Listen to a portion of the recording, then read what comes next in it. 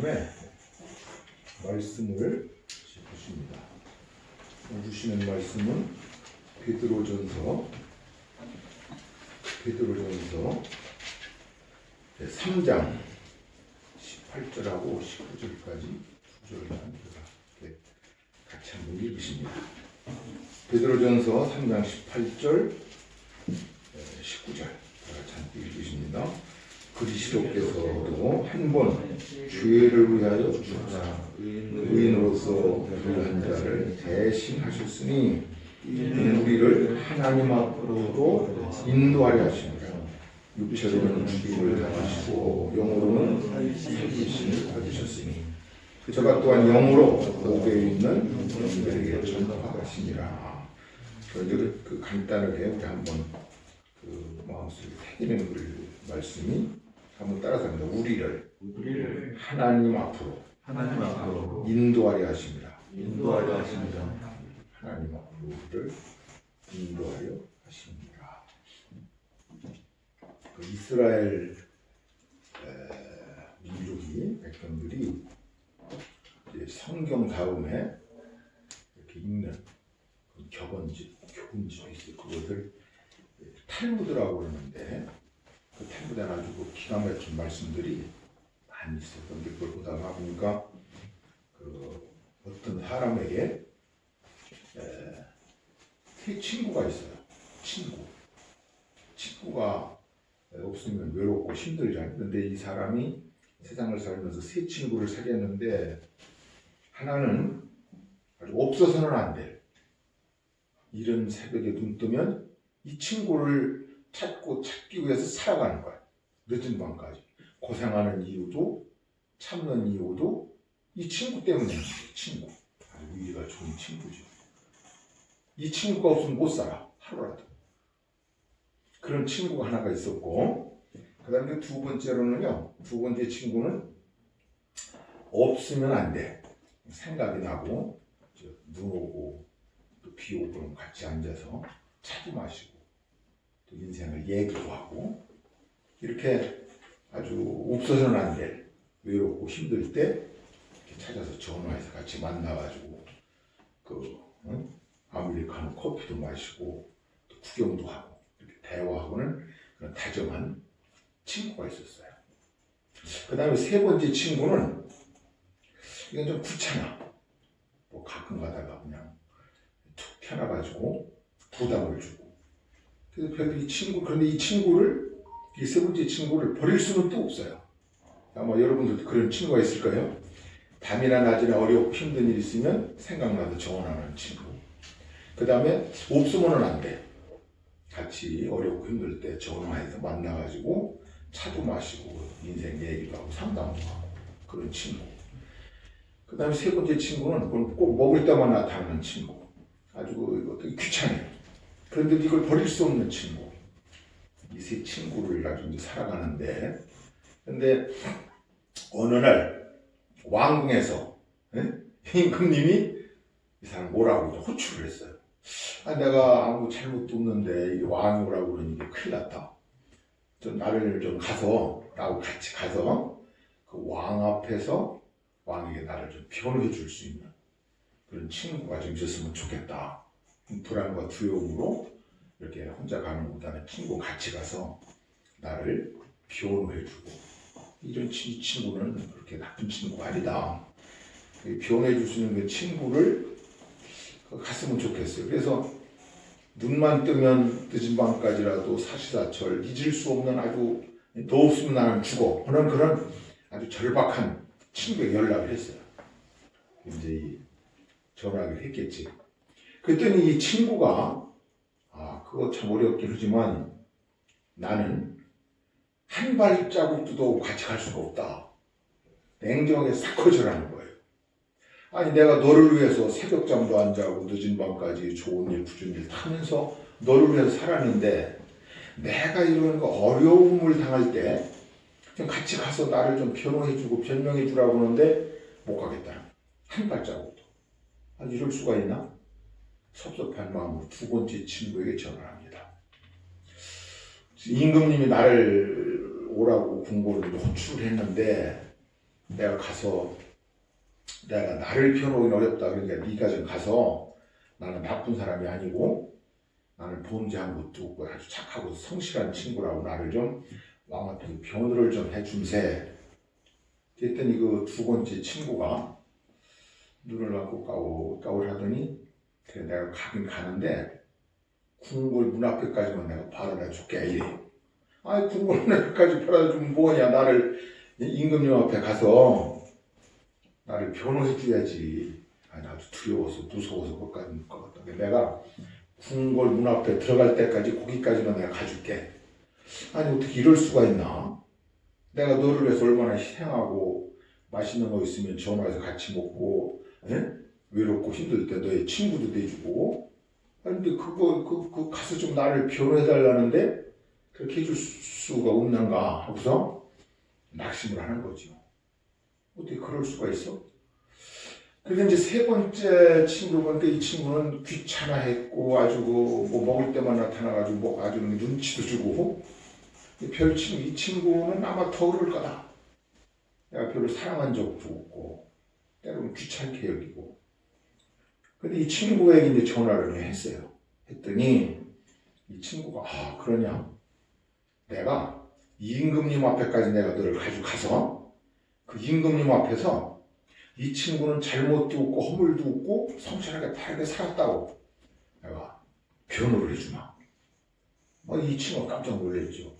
자기 생명, 목숨, 마음, 일정을 다 쏟아놓고 했던 친구는 한 발자국도 가질 수 없고 그리고 좋은 걸 나누고 기쁨을 나누고 함께 의리 있게 친구를 살아보는 사람은 궁궐 문 앞에까지만 이렇게 인도해 주겠다 그러고. 근데 평소에 별 신경을 안 썼어요. 어떤 때는 귀찮아하고 어떤 때는 거추장스러워서 이거 이 친구께 끊어버릴까 이런 생각도 하고. 그런데 그 하찮게 했던 그 친구가 마지막 임금님 앞에까지 가서 내가 너를 변호해 주마. 근데 여기서 이제 얘기죠. 스토리니까 그 탈무드에서 이거를 이제 얘기하고 있는 그 해석이 있어요. 이 친구라고 하는 게 첫 번째 친구. 근데 이제 임금님이 오라고 한 거, 임금님이 그 궁궐을 고출하는 거는 죽음이라고 하는 겁니다. 죽음. 우리가 언제나 죽어. 살아있는 존재는 반드시 죽게 되어 있는데, 그 죽을 때, 이제 그 하는 장면이 이제 드러나는 거죠. 이게 죽음인데, 내가 가서, 죽음으로 가서 내가 나를 내가 죽을 때, 이 세상을 떠날 때, 그렇게 사랑하고 의지하고 힘과 또 땀을 흘리고 그렇게 했던 친구는 한 발자국도 나와 같이 갈 수 없었던 친구는 재물이라는 친구입니다. 재물. 이게 새벽부터 늦은 밤까지 일하는 이유가 뭐냐면 돈 벌기 위해서거든. 돈만 벌 수 있다고 하면 사실 수단 방법을 가리지 않는 것이 인간의 삶이에요. 돈. 그래서 이 돈을 위해서 새벽에 일어나고 늦은 밤까지 처리하고 작업하고 돈을 위해서는 양심도 속이고 거짓말도 하고 하면서 이 돈을 얼마나 사랑하고 좋아했는지. 그런데 이 세상을 떠날 때는 이 돈이 한 발자국도 같이 가질 수 없다는 거예요. 우리가 이제 지금 세상을 살면서 아무리 세상에 큰 재벌이라도 소위 한 벌을 입고 관 속에 들어가면서 끝나는 거지. 무슨 적금 찾아와라 무슨 저금했던 그 돈을 다 찾아가지고 그 가슴에 안고 가는 사람이 없어요. 마지막 죽을 땐 그렇게 이 땅에서 돈 없으면 죽을 것 같고 돈 벌기 위해서 살아온 그 생애라 마지막 너나 나나 누구나 세상을 떠날 때는 한 발자국도 같이 가줄 수가 없다. 이제 그 전에 저는 그 시골에서 목회를 하면서 그 연세가 드신 분들이나 또는 아니면 어떤 사고로 돌아가신 분들을 염을 많이 봤어요. 그때는 그 80년대, 90년대 초까지만 해도 장례식장이 특별한 사람들이 나갔지 시골 노인들은 갈 수가 없었어요. 다 집에서 장례식을 하는데 장례를 치르는데 그 장례 치르려면 이제 염을 해야 돼요. 염. 수의를 입히는 염을 하는데 제가 그걸 도사입니다. 노인들을 이렇게 해서 제가 일부러 배워서 그렇게 가지고 해드렸는데 그때 하나 이제 듣기는 게 있어요. 수의 특징이 하나가 있습니다. 호주머니가 없어요. 새끼 호주머니도 없어. 우리가 이 옷을 만들면 다시 다 이 호주머니가 되게 담으라고 뭐를. 근데 호주머니가 없어. 호주머니가 한 푼도 가지고 갈 수가 없는 거야. 그냥 벽에다가 쌓아줘서 이제 그 자식들 섭섭하게 여기는 사람들은 우리 아버지가 돈을 좋아했는데 그럼 그 돈 어디다 넣냐면 입에다가 물려줘요. 통전 하나를. 그러니까 아무리 부자라고 그래도 100원짜리 통전입니다 하나 물려주고 하는 거예요.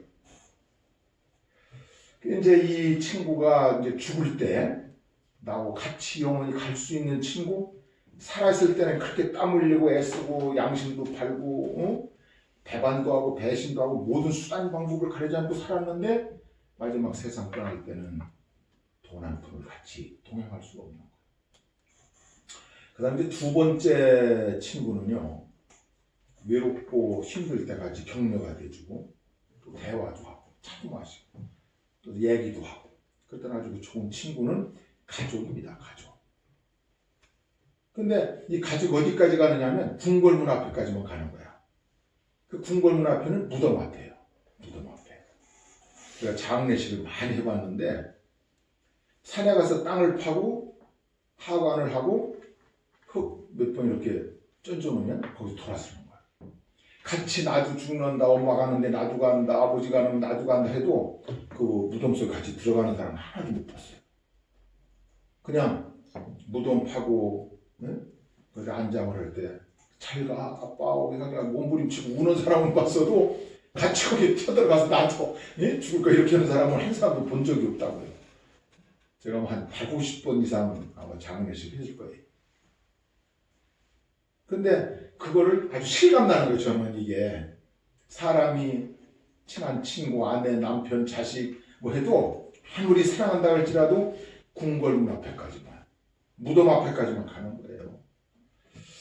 그 다음에 세 번째 친구는 그래 살았을 때 귀찮아게 여기기도 하고 이게 뭐가 효과가 있나 보다. 이 친구가 차라리 없었으면 내가 자유로울 텐데 그런 친구도 있는데 마지막 임금님 앞에까지 내가 가주마 했던 그 친구는 믿음이라는 친구입니다. 믿음. 비 오고 눈 올 때 오늘도 교회 가야 되나, 오늘 밤에도 가야 되나, 기도해야 되나 부담스러워. 근데 마지막 사람이 죽을 때 한때 끝까지 내 영혼의 저녁까지 같이 가서 나를 심판하실 주님 앞에 나를 변호해주고 나를 지켜주고 나를 그 왕에게 잘 좋은 얘기를 해줄 수 있는 친구는 믿음이다. 이제 그게 이제 하나의 이제 얘기지요. 그러니까 우리가 인생을 살면서 가장 중요한 것이 보통 때는 하찮게 보이지만 믿음이라는 게 그렇게 중요한 것이다. 이런 이제 교훈이죠. 여러분 우리가 지금 이 세상에 살면서 그 경제적인 문제, 돈 여기에 이제 지금 자본주의 시대라고 보다도 있던 인생 살아가는 이 모든 세계의 구조가 경제 구조입니다. 경제. 잘 살게 해주는 사람이 우리냐? 최고의 지도자예요. 경제 못 살게 하는 사람은 그 능력이 없는 거예요. 어떻게든지 백성들을 잘 살게 해주고 풍요롭게 해주고 노력한 대로 결실을 거두게 해주는 그 지도자. 그 우인이 되는 거예요.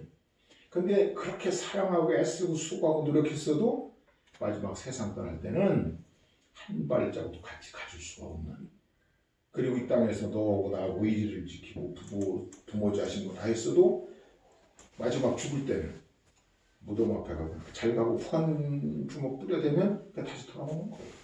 그런데 우리 인생에 있어서 영원히 사람을 창조하시고 살도록 은혜를 베푸셨고 마지막 날에 가서는 그분 앞에 가서 판단을 받아야 돼. 판단. 문제는 심판을 받아야 된다는 말이에요. 이 땅에 살다 아무렇게나 그냥 생각 없이 살다가 죽는 게 아니고 성경은 우리가 이 땅에 살아있을 때 나를 보내신 분이 누구? 나를 보내신 분이 있다는 거예요. 그분이 하나님이시고 우리가 이 세상을 다 살고 난 다음에 반드시 내 생명을 이 세상에 보내신 그분 앞에서 어떻게 살았는지 무엇을 위해서 살았는지 삶에 대한 심판, 판단이 있음을 성경은 강력하게 우리에게 기록하고 있습니다. 사람이 한 번 죽는 것은 정한이지요. 그 다음에는 반드시 심판이 있으리라. 학생이 학교 가면 공부를 잘했는지 못했는지 선생님이 시험으로 판단을 해요. 그것처럼 우리 인생도 그냥 태어나서 내가 뭐 다른 생각나는 대로 뭐 이렇게 살았다 할지라도 내가 믿더라는 게 그건 내 믿음에 관계없는 거예요. 나는 피조물이고 창조자라고 하는 하나님이 그런 질서를 정하신 거예요. 죽으면 끝나지. 그건 너 생각이야. 나를 보내신 하나님은 틀림없이 한 사람 한 사람에 대한 우리 삶을 심판대에 올려놓고 이 중요한 이 땅에서의 삶을 어떻게 살았는지 무엇을 위해 살았는지 그것을 심판하겠다고 하는 이 성서의 가르침을 우리가 믿어야 되죠. 오늘 우리가 이 성경의 이제 말씀을 보면은 아주 간결하게 하나님께서 우리에게 베푸신 은혜가 뭔지를 간결하게 이렇게 말씀을 그것이 구원입니다. 이 성경에 특히 신약 성경에 이 바울 사도라고 하는 사람은 지적으로나 또 능력으로나 또 판단력이 상당히 뛰어난 사람이에요. 그래서 예수님을 믿음으로 우리가 구원받는다는 말을 딱 한마디로 결정을 해줘요.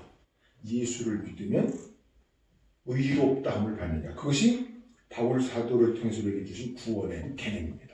그러니까 바울 사도 그 똑똑한 사람, 그 지혜로운 사람, 실력 있는 사람, 능력 있는 사람에 가서 구원이 뭡니까? 예수를 왜 믿어야 됩니까? 구원이 뭡니까? 이렇게 물어보면 예수님을 믿으면, 예수를 믿으면 의롭다함을 받는다. 그래서 아주 생명적인 그 언어로 설명을 해줘요. 의롭다함을 받는. 그 의롭다함을 받는 것은 뭐냐면 죄를 한 번도 짓지 않은 사람처럼 인정해 주마. 그것이 하나님께서 약속하신 구원의 축복입니다. 근데 예수를 믿으면 로마서 3장 26절에 보면 예수 믿는 자를 의롭다 하시니라.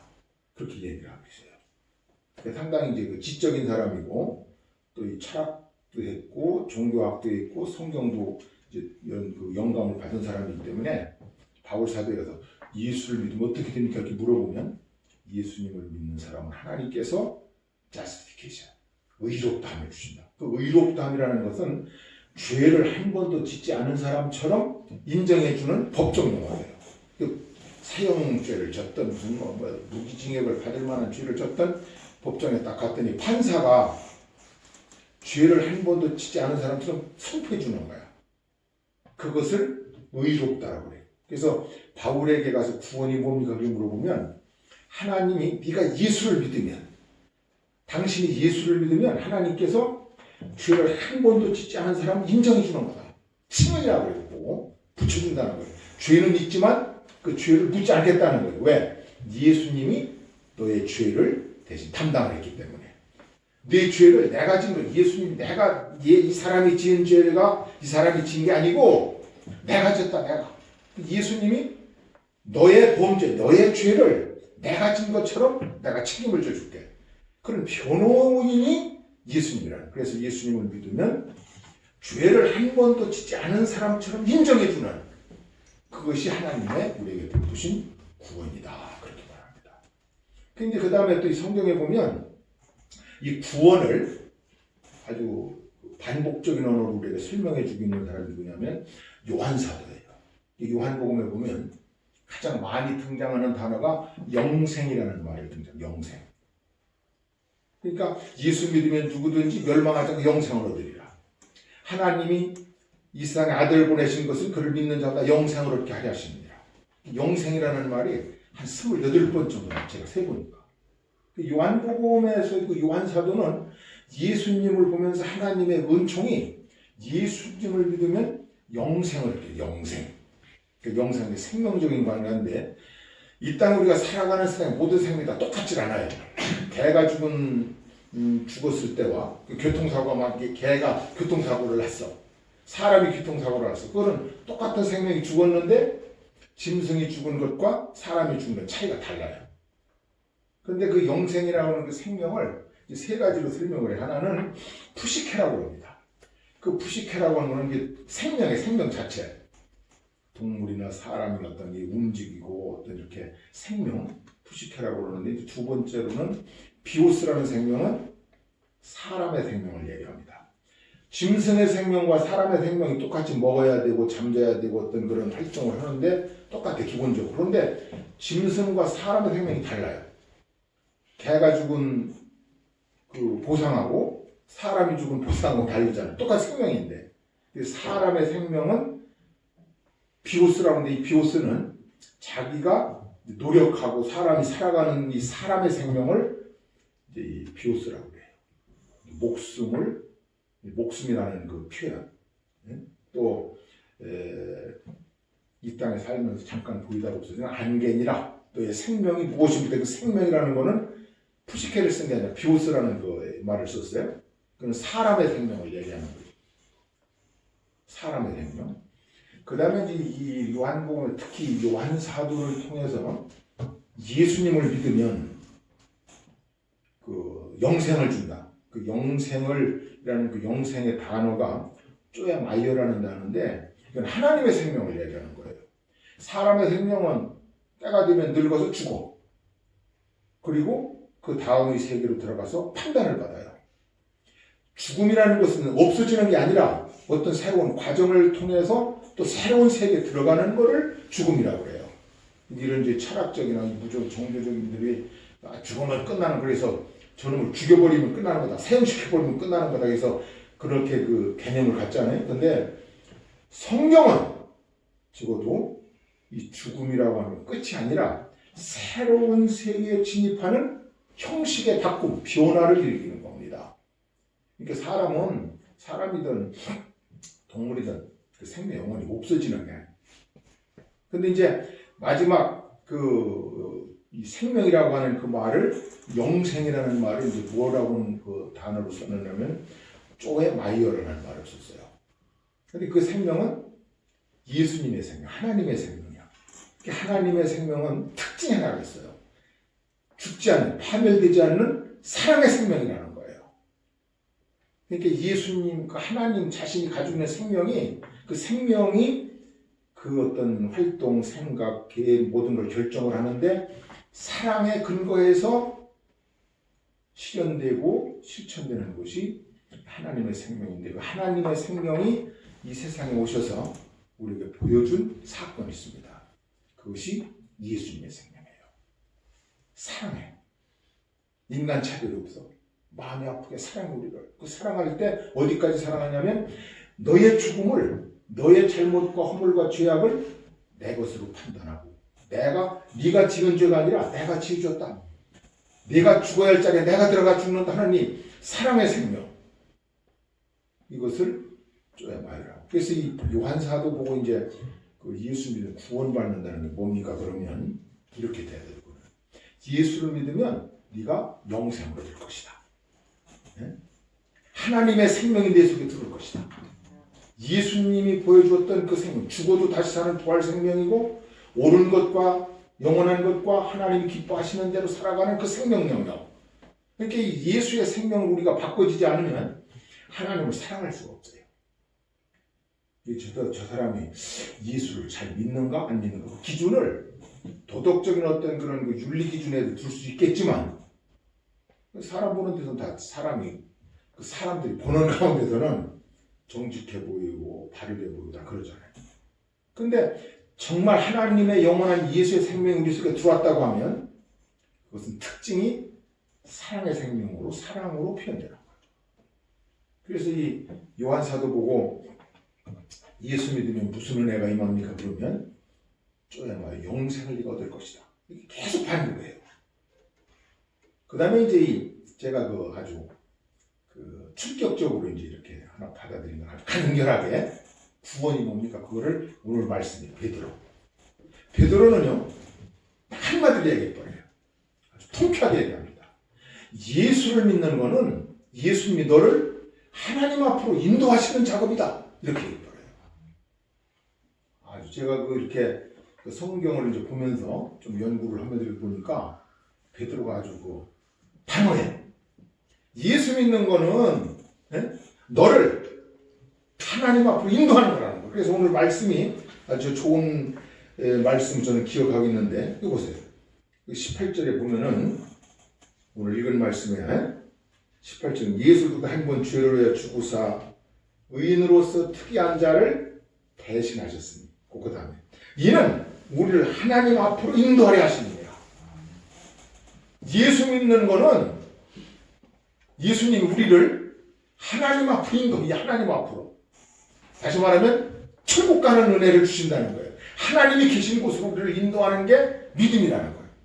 그래서 이제 이 베드로 전서 1장 한번 좀 넘겨가지고 1장 9절을 한번 보시면은요, 뭐라고 하나 아주 간결해. 베드로가 많은 공부한 지식은 없지만 아주 간결하게. 자, 베드로전서 1장 9절 읽어보시면 뭐라고 하냐면, 한번 읽어보시죠. 시작. 믿음의 결국 곧 영혼의 구원을 받으리라. 왜 믿어야 되느냐? 믿는 결과가 뭐냐? 왜 예수를 믿어야 되느냐? 착한 사람 되고 선한 사람 되고 인격적 변화가 일어나길, 그게 목적이 아니고 예수를 믿는 걸 구원받기 위해서다. 근데 그 구원이라는 게 뭐냐? 그걸 오늘 말씀하는 거예요. 하나님 앞으로 너를 인도하는 하나님의 은총적 작업이라는 거예요. 그러니까 우리가 하나님 앞에 가는 길은 뭐냐? 오직 하나라. 예수를 믿는 거라. 예수님이 세상에 예수님이 세상에 오셔서 행하신 그 수없이 많은 기적, 역사, 능력, 그리고 마지막에는 스스로 죽으셨다가 부활하신 결과는 너를 하나님 앞으로 인도하시는 하나님의 은총적 작업이라는. 그리고 오늘 우리가 왜 예수를 믿어야 되는가? 예수님을 통하지 않고는 하나님 앞에 갈 수가 없는 거죠. 오늘 우리 기독교가 여러 가지 사회 운동도 해야 되고 또 어떤 불의의 한가에서 나아가기도 하고 그렇게 해야 되지만, 가장 중요한 성경적 근본적 진리는 예수를 왜 믿어야 되느냐? 예수님이 너를 하나님 앞으로 인도하시기 때문에 예수님을 믿어야 된다. 아주 간결하죠. 가장 쉽고 가장 아주 명쾌하고 통쾌한 한마디로 설명하는 거예요. 예수 왜 믿어야 돼? 인간의 본분이기 때문에 예수 믿으면 의롭다를 받고, 이제 하나의 어떤 지적인 어떤 그 표현을 얘기한 거죠. 근데 베드로는 아주 간결해요. 예수를 왜 믿어야 되느냐? 예수님이 당신을 하나님 앞으로 인도하려 하십니다. 그 보면 하나님 앞으로 인도하려 하십니다. 그 다음에 그리고 19절을 약간 좀 제가 설명을 한번 드리면, 19절에 보면은 오늘 읽은 말씀을 보면, 저가 또한 영으로 옥에 있는 영들에게 전파하시니라. 이제 이 말씀이 이 천주교에서 말하는 연옥이라고 하는 것, 그 다음에 이 세상을 떠나 죽은 다음에도 인간은 구원의 기회가 있다고 하는 그 성경 구절, 이걸 근거로 보거든요. 보니까 예수님께서 십자가를 죽으신 다음에 어디가 계셨대요? 3일 동안. 근데 유일하게 여기서 표현을 하나고, 예수님 죽으신 다음에 천국 가 계셨나 3일 동안. 근데 유일하게 베드로를 통해서 영광을 주셨는데, 저가 또한 영으로 옥에 있는 영들에게 전파하신 거예요. 그러니까 예수님이 십자가를 죽으시고 이 성경에 의하면 지옥으로 가신 거예요.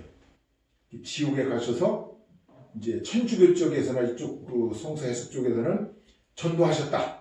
그래서 이미 예수 안 믿고 죽은 사람들도 이제 죽은 다음에 전도를 받았기 때문에 구원받을 수 있다. 그것이 이제 가장 주장하는 게 이 사후 구원설, 죽은 다음에도 구원의 가능성이 있다. 그것을 천주교나 이런 캐톨릭이나 이런 데서 주장을 하는 거예요. 이거 보니까 그대로 하면 그 말씀 그대로 보면 전파이라고 해요. 전파. 그 전파라는 말은 예수님이 죽어서 지옥 가서 전도했다 그 말이에요. 그렇게 해석을 해요. 그런데 우리 개신교라기보다 프로테스탄트, 우리의 그 성경을 정직하게 보면 이 전파라는 말을 이제 전도했다는 말로 해석을 하는데, 영어 성경이나 원어에 보면은 프라클라임이라는 말을 써요. 그 말은 선포했다, 선포. 전도하는 거하고 선포는 좀 달라요. 전도는 당신에게 가능성을 열어주는 거야. 선포는 당신의 의사에 관계없이 이렇게 하나님이 정하셨다고 일방적인 선언입니다.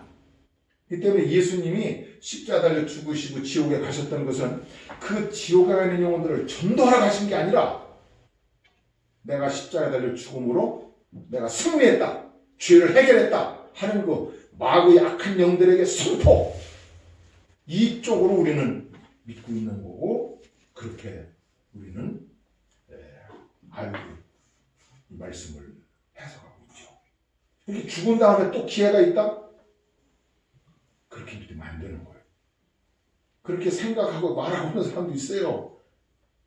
그러나 오늘 우리는 이 땅에 살아있는 동안 예수 그리스도를 통해서 예수님을 생명의 구세주의 주로 믿음으로 예수님이 구원하셔서 하나님의 하늘의 생명록에 내 이름을 기록하시고 하나님의 영원한 생명을 내게 주셔서 이 땅 숨지는 그 순간, 이 세상에 떠나는 그 순간 우리는 하나님 앞으로 그분이 계신 천국 하늘나라로 간다고 하는 분명하고 아주 확실한 믿음을 가지고 살아야 됩니다. 죽은 다음에 또 뭐 가서 또 이것 거기에서 그것이 이제 천주교에서 얘기하는 좀 연옥이라든지, 이거 봐라 예수님도 죽은 지옥에 가셔서 전도했잖냐 전도라고 하는 말을 그렇게. 그래서 제가 그 성경이 지금 나온 영어 성경만 해도 뭐 수십 가지가 되는데 중요한 성경을 다 이렇게 찾아보니까 프라크레임이라는 말을 가장 쓴 게 정확한 말씀. 그 다음에 프리치라는 말, 설교하다는 말을 썼는데 그 설교라든지요, 설교라든지 선언이라든지 거의 같은 뜻이에요. 설교라고 하는 거는 제가 지금 설교하잖아요. 여러분과 토의하는 게 아니에요. 이거는 그냥 선포하는 거예요. 선포. 당신 여러분들이 듣는 사람들의 의사나 생각이나 관계없이 이렇다고 딱 얘기를 해버리는 거예요. 토의하고 달라요. 설교는 하나님이 이루어놓으신 일을 믿든 안 믿든 그냥 하나님 이렇게 하셨다. 이게 설교예요. 풀치입니다. 근데 이 말을 신학자들이 그래도 아무래도 하나님 사랑과 자비로우신 하나님이신데 기회를 한 번 죽은 다음에도 죽을 거 아니냐. 이렇게 해가지고 특히 이 교리를 그 통째로 받아들여서 행하는 것이 천주교입니다. 연옥설이라고.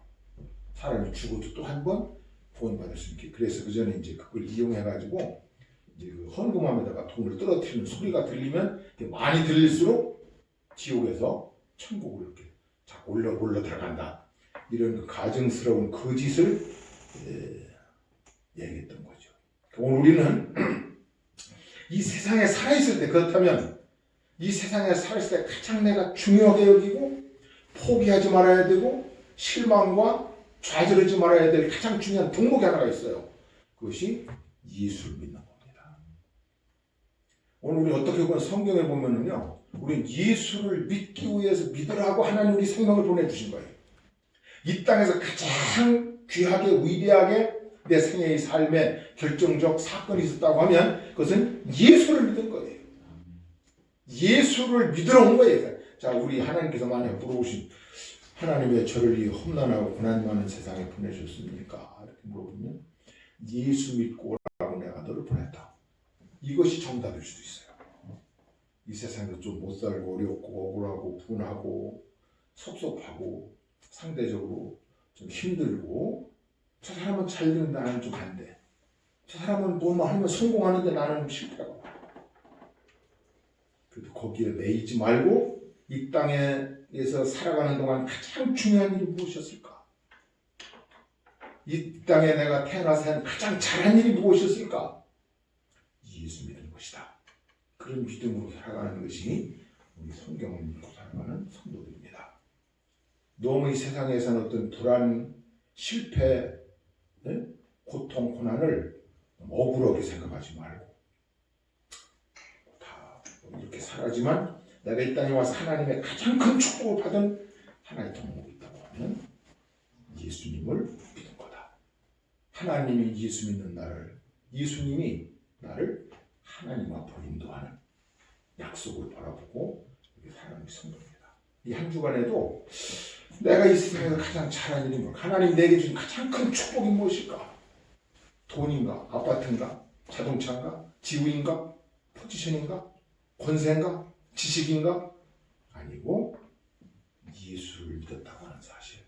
이 사실을 가장 행복으로 여기고 감사로 여기고 믿음으로 여기고 축복으로 여기고 나아갈 길 다가도록 예수 인도하시니 하나님 앞에 우리는 언젠가는 가서 다 서야 되는데 심판대 앞에 서야 되는데 심판의 기준이 예수를 믿었는가 안 믿었는가 이걸 물으시겠다는 거예요.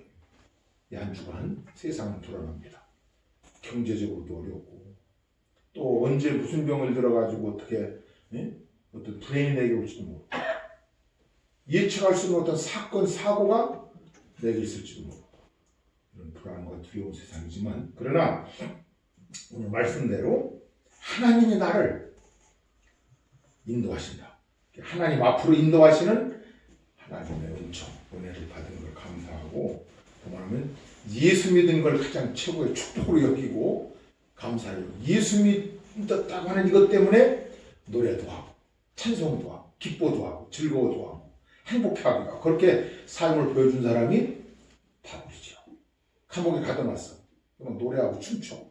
왜 저렇게 저 사람 예수 믿었기 때문에. 죽음 앞에서도 좌절하거나 불안해하거나 두려우지 않았어. 왜? 예수 믿었기 때문에. 이런 예수님이 우리의 삶의 전체를 지배하고 주장하시고 인도하시는 그 은총으로 한 주간을 여러분이 승리하며 살아가시기 바랍니다. 기도합니다. 자, 들어오시나